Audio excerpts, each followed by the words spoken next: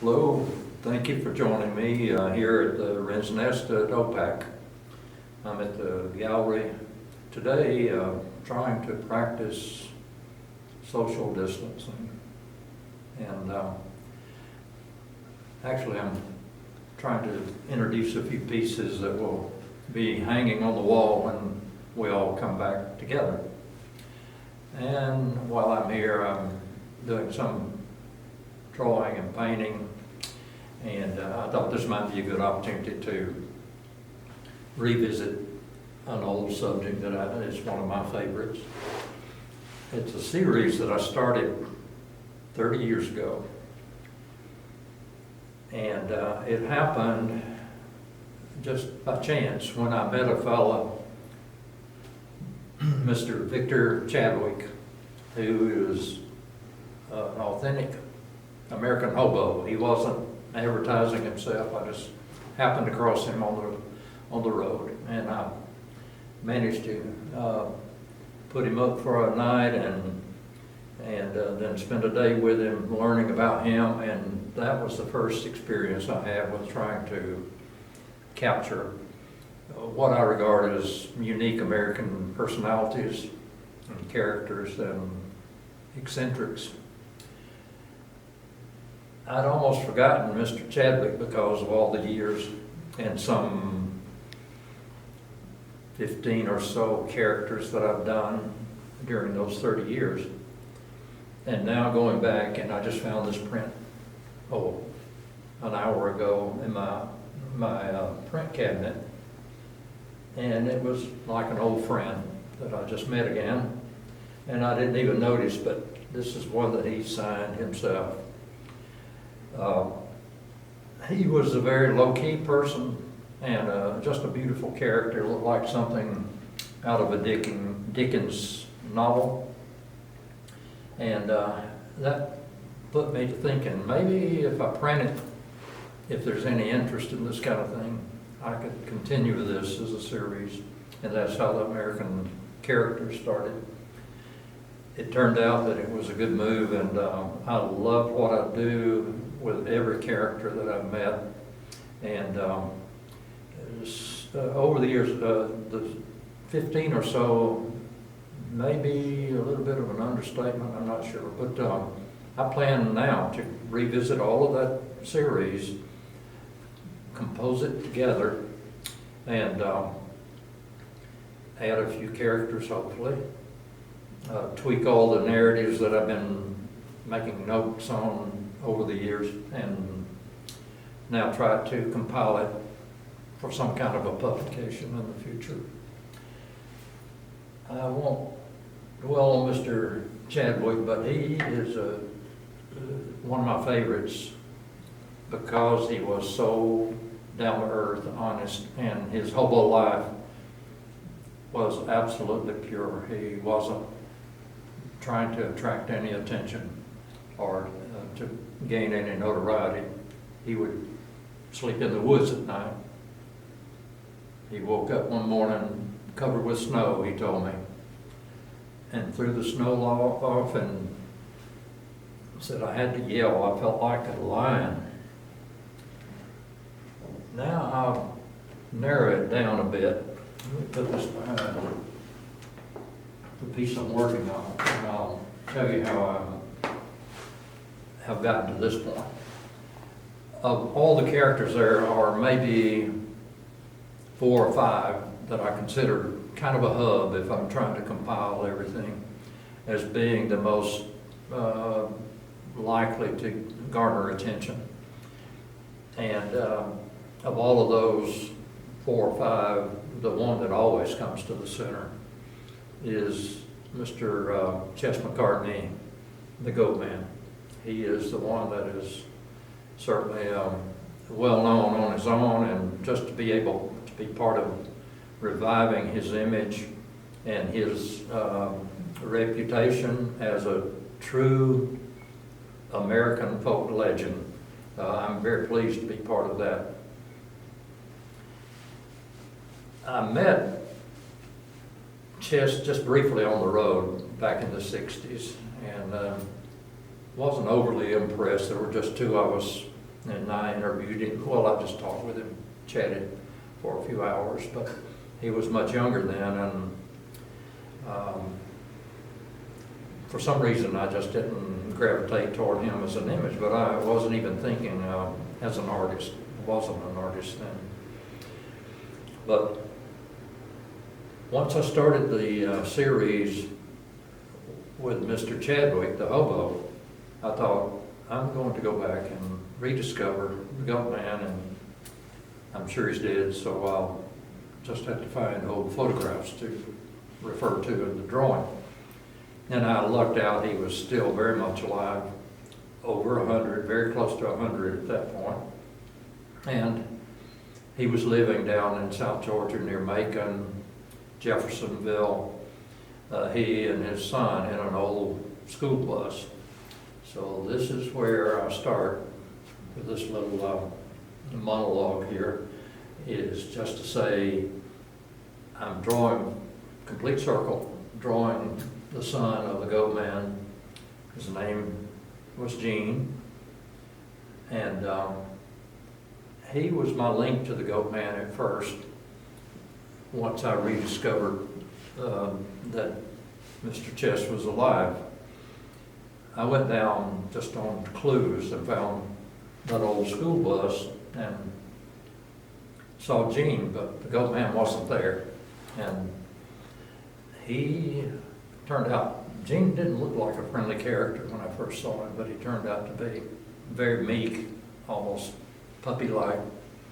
But he was very happy that I was there to give some attention to his dad and maybe a little to him.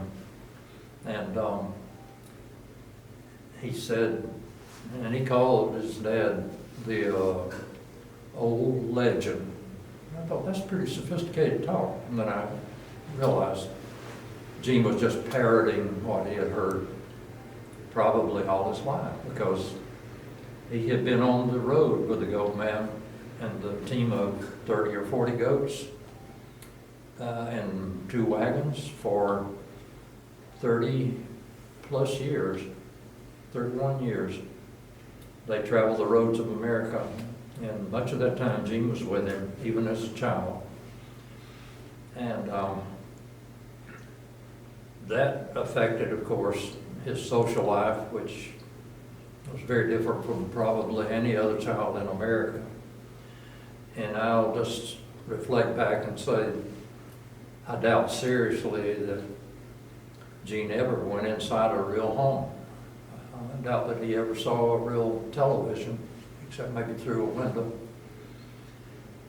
He didn't know much of the normal life that we do. So some of the children at a school he went to, I happen to know an old classmate from junior high of Gene, and she told me that, of course, Gene was ostracized because he was different.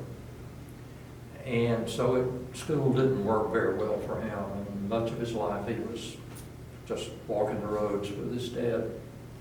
But I went down and I found Gene at the school bus that I'd learned they were living in, and he said the old legend is not here, but he should be back.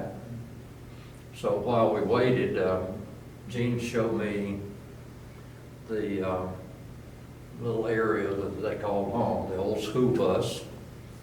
And inside the school bus, the chest of drawers, the steering wheel was still there, and Gene was very proud of the fact that it still worked. And he began to tell me that, well, I think we can get it running again, and I can drive it all over instead of the goat wagons. And he said, let's see, I'll have to have a motor and some wheels. And I said, and you'll have to cut that tree that's growing up where the motor's supposed to be. And he said, yeah, we'll cut the tree. And anyway, he began to morph into that fantasy world, and I'm sure he used a lot. The Goat Man came, this big LTD pulled up. The goat man got out, and he was everything that I hoped he would be. He was just as I ended up drawing, not changing one thing on him. Nothing about his hair, his beard. Everything was exactly what I wanted. But he got out of the car, the LTD, and surprised, the LTD drove off. It wasn't his car, but there were legends like the goat man had all this money, but that was not true. As soon as the car drove off, I could see the very nice gentleman that had given him a lift rolling down all the windows and driving at the same time. But the goat man was just as friendly and inviting as Gene. And I spent the day with them and had enough reference material to do the drawing. Is it visible back there? Enough that the familiar drawing of the goat man is kind of a moment in time for me, but it took a while. I'm not a fast drawer, but after 2 or 3 weeks, I had the drawing completed and the prints made. That's offset print, and went back down to Jeffersonville to the bus to give a print to Mr. McCartney, and I personalized it to him and so forth. So I had very nice print protected and everything, and took it down, and Gene was there, the goat man wasn't, and he didn't know where Mr. McCartney was. And I finally had to leave, and I said, would you give this to Mr. Chess? And he saw it, Gene did, and really reacted. He said, that's him, that's the old legend. And I thought, this guy really, even though he doesn't usually say much at all, he's pretty appreciative of his dad. And that was not an understatement. He was a legend and still is. But when I gave him the print, I said, it's pretty rustic circumstances inside that bus, but he took the print, and I said, just take good care of it until he sees it. He said, oh, I will. I'll make sure that it's really good, it's clean. And he started to fold it. He folded it in halves, and then fourths, and then eighths, and got it down to about the size of an index card, folded up. So proud. Very carefully did that, and put it in the drawer of the little chest of drawers. So I thought, well, maybe that's the goat man's style, and he would appreciate it. So that started this long relationship with Gene and the goat man. The area right around the bus was the whole world to Gene then, after they left the road and they were no longer with the goats and the wagon. The goat man was taken to a nursing home in Jeffersonville and lived out the rest of his life there. Gene lived out the rest of his life in the school bus, and it's another story, but it ended very unfortunately for Gene. And all I can say is that when we went to the funeral, the eulogy was one of the 2 best eulogies I've ever heard for Gene. The goat man was still alive, but an old country preacher gave just an amazing testimony to a life that should not have been wasted. It was a very lonely life and a difficult one, but Gene was adapted to it. But he wasn't adapted to hate, and it was a hate crime that took Gene's life. When I went back another time for the Goat Man, and this was again when he wasn't there, but Gene was, the Goat Man had been gone and missing for a couple of months. And Gene was, of course, upset, but he had no contacts with anybody, didn't know anything about what had happened. And I said, "Where do you think he went? Where'd your dad go?" And he said, "California."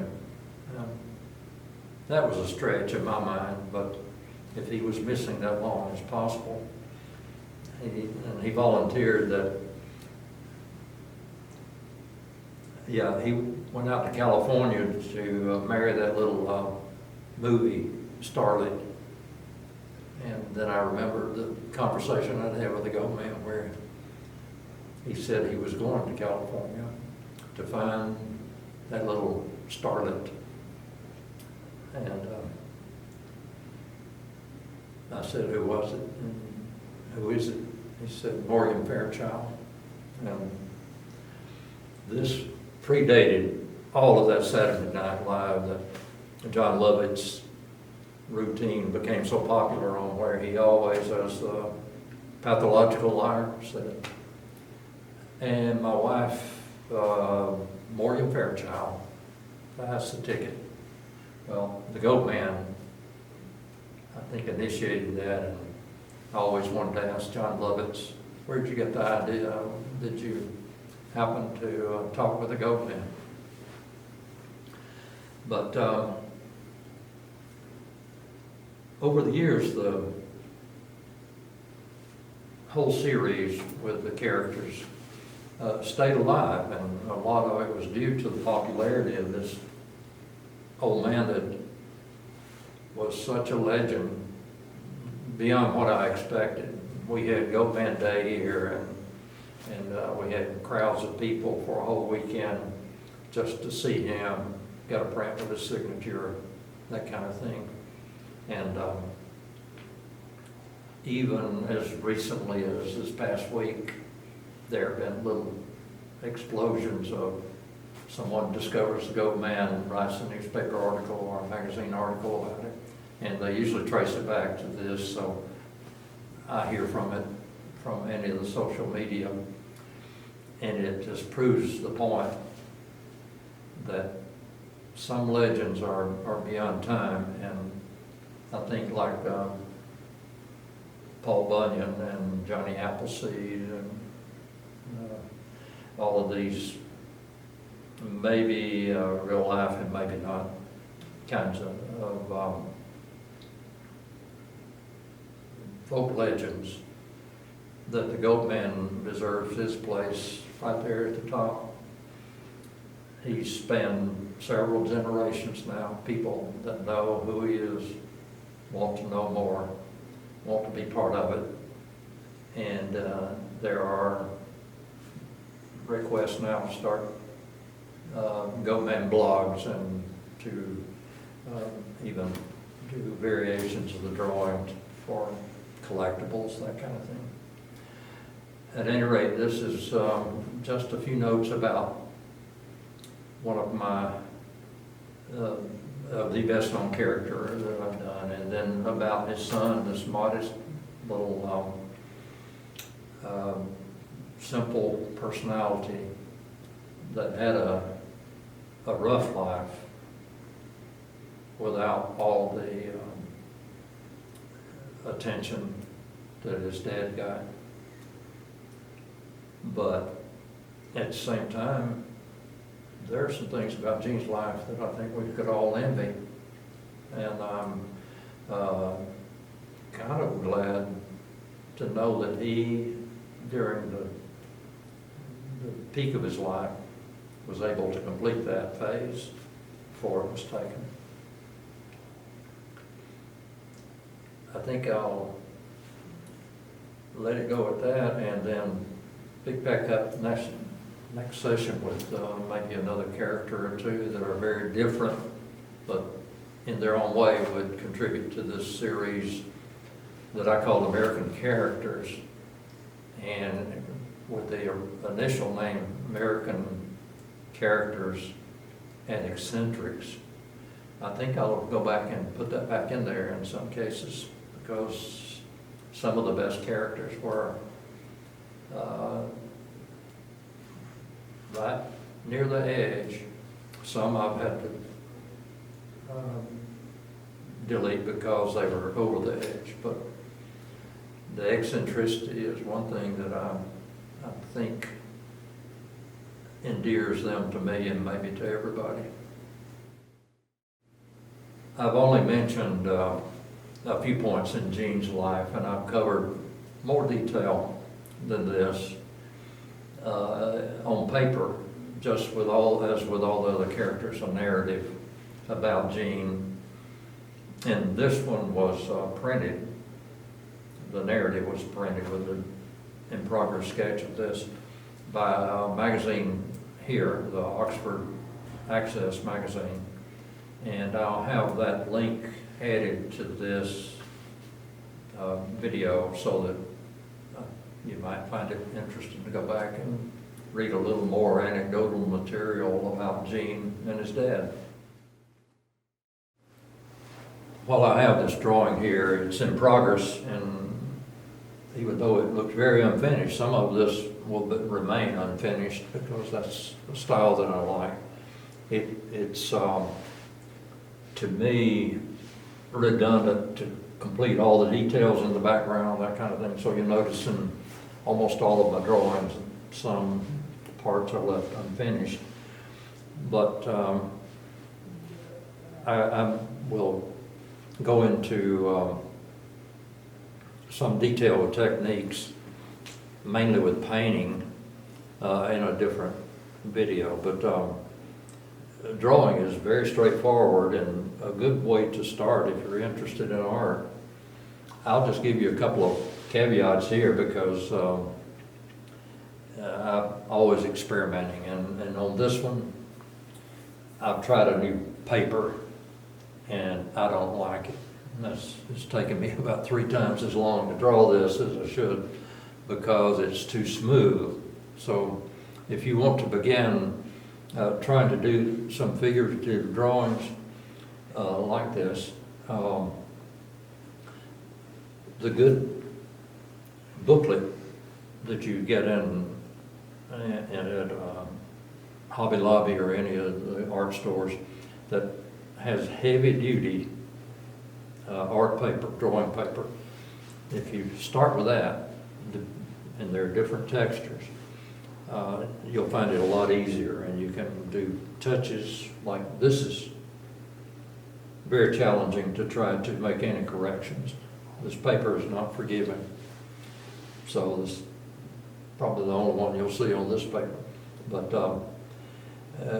with the drawing itself, it's straightforward. Anything I draw, I do lots of thumbnails, sketches to get my ideas before I even start.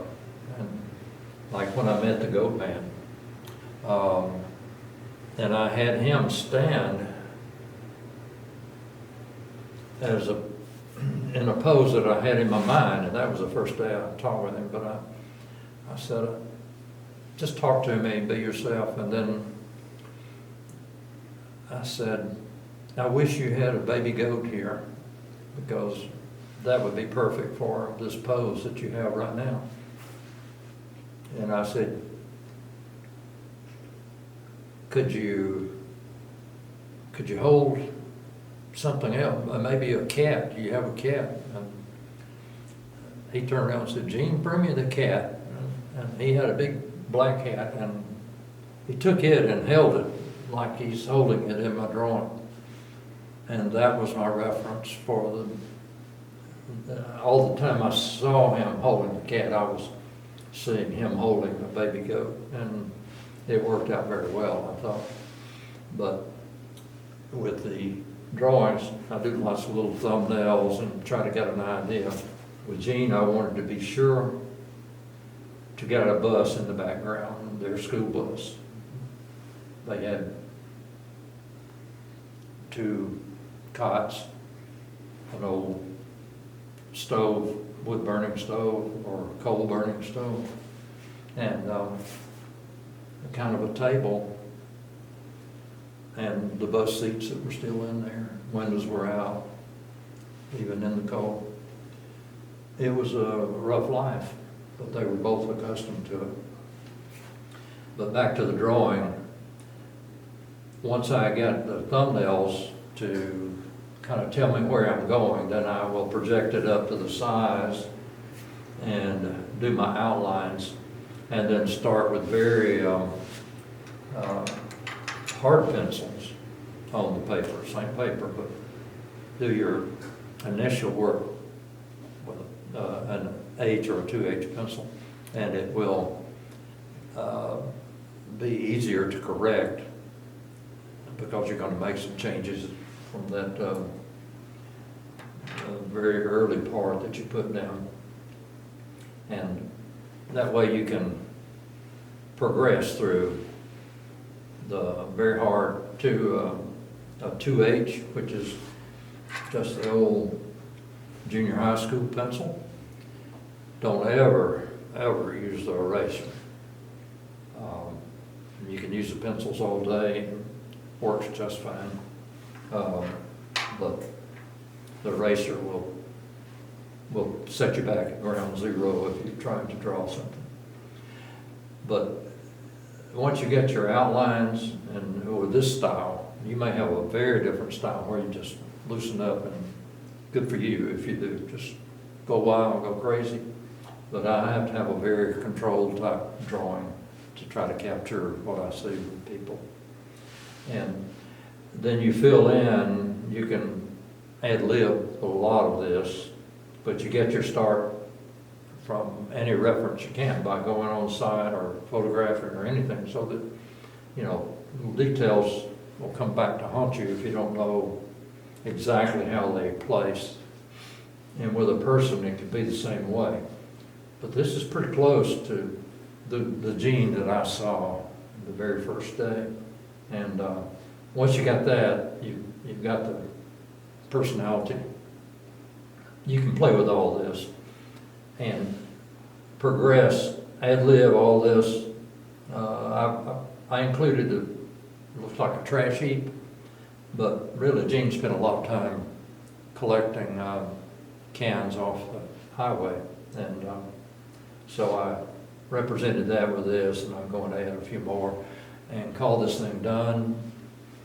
I usually have to hire somebody to come and knock me in the head before I can say I finished something. But once I sign it, then I say you can take it. And I hope that I got enough of Gene that other people that knew him can also see who it is and some of his character, a very gentle, innocent character.